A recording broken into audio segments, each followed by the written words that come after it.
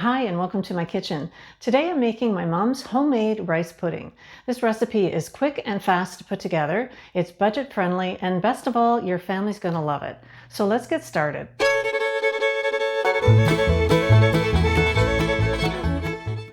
First, you need to preheat your oven to 350 degrees. Then what you're going to do is we're going to be using a bowl that's about 2.5 liters in size. You probably recognize this bowl, perhaps. It's part of a set of Pyrex nesting bowls. You've probably seen them around. Either you have them or your mom has them, or you've maybe seen them in antique stores. You can also get them in different colors, but usually there's 4 of these bowls, and this is the second largest one that we typically use for this recipe.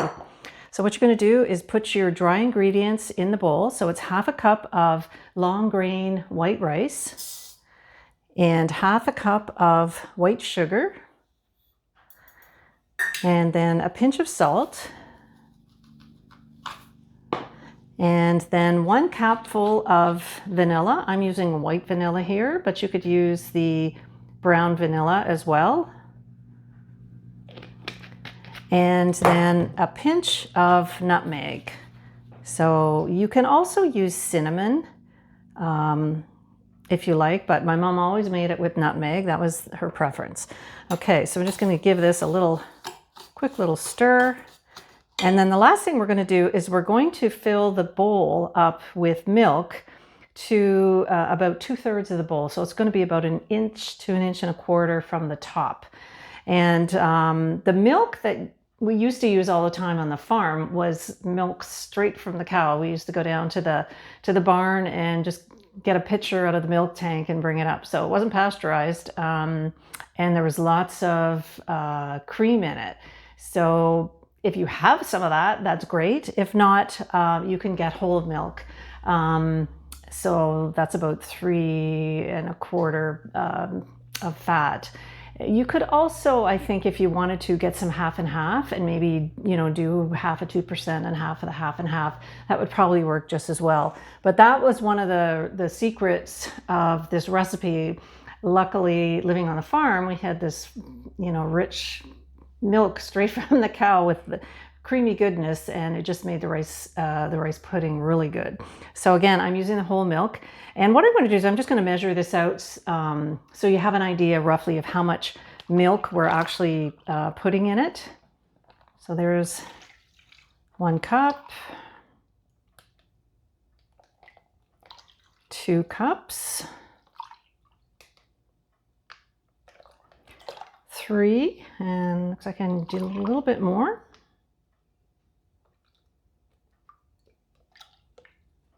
4, and I think I can put a little bit more. Let's try half. Half. That looks like about 1.25 inches from the top. Okay, and so now what we're going to do is we're going to give it a really good stir, and it's starting to smell really good already with the nutmeg. My mom used to always say, if you tasted the raw mixture, if it tastes good, then your rice pudding is going to be really good. So we could do that taste test now and just see if we think it's going to be sweet enough. It smells really good. So let me have a little taste. Oh yeah, that's good. I can taste the sweetness already, even with all the sugar not being dissolved yet. But the combination of the vanilla and the nutmeg makes it great. Now you can mix this up a little differently. If you prefer cinnamon over nutmeg, you can use a cinnamon, or you could use both cinnamon and nutmeg. And as well, lots of people like raisins in their rice pudding. So you could put, I'd say, about 1/4 to 1/2 cup of raisins in it. And it'll turn out great. Okay, so now what we're going to do, that was quick and easy, just stirred it up, it's ready to go. I'm going to stick it in my oven, which is preheated at 350, and then we're going to cook it for about 1.5 to 2 hours. Probably doesn't need the full 2 hours. And what we're going to do is on every half hour, so every 30 minutes, what we need to do is just pull it out and give it a quick stir and put it back in. And on the third half hour, when you stir it, what you need to do is take a little spoonful out and taste it. And if the rice has still got a bit of a crunch to it, then you know it's not done. If it's soft and you think it's thick enough, then you can pull it out and it should be ready to eat. Okay, so let's put it in the oven.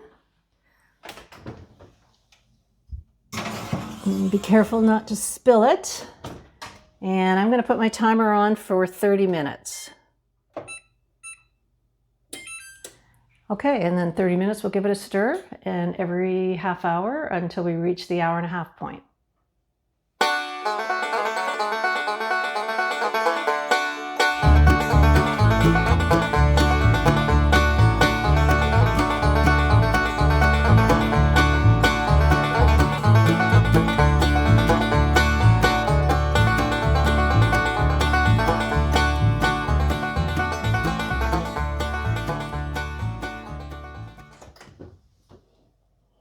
As it's stirring, you're going to notice a skim that develops across the top. That's okay. That just shows you that it's cooking well, and that's some of the sugar caramelizing on top.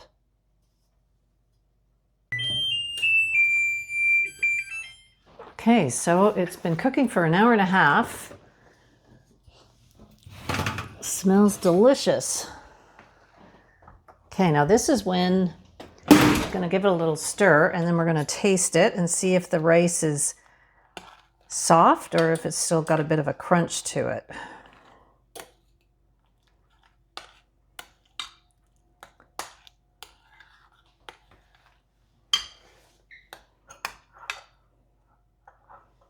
Just going to put some in a little dish here and let it cool for a second. It smells really good.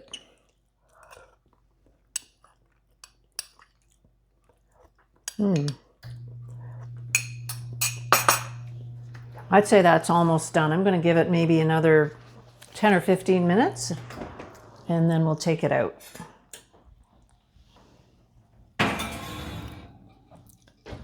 And the trick is not to over bake it, but we want to make sure that it's baked enough that the rice is soft. I've taken the rice pudding out after 1 hour and 45 minutes. And what I'm going to do is I'm going to let it cool for at least 15 minutes, and then it's ready to serve. All right, it's time for the taste test. It's been sitting out here for a good 20 minutes, and it has thickened up. So you can see I didn't need to cook it any longer. This was in the oven for 1 hour and 45 minutes, and it's nice and thick and creamy. And the little bit of pieces of brown are the sugar from off the top, and they're perfectly fine to eat and just blend in with the flavor. So let's give it a taste. That's pretty darn close to the way my mom made it. So I'm really happy with that. And I'm sure you will be too. You've been listening to the Simple Living channel, and my name's Lori. And if you like this video, I hope you'll give me a thumbs up. Have a great day, everybody, and enjoy your creamy rice pudding.